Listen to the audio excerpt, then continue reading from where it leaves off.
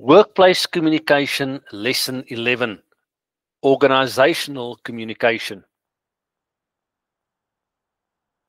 In any organization, there are both formal and informal communication structures.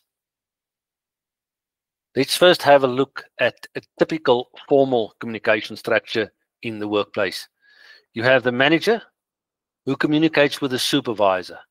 The supervisor speaks to the worker, and the worker speaks to other workers.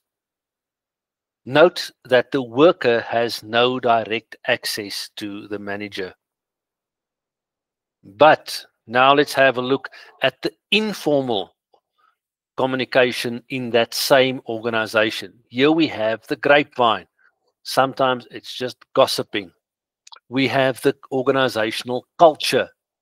We have the group ID, and people who identify better with a group ID will do better in this organization. And then we have shared values and shared interest.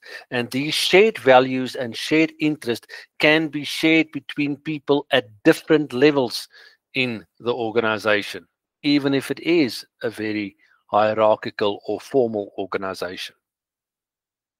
The principle: bosses promote people they know.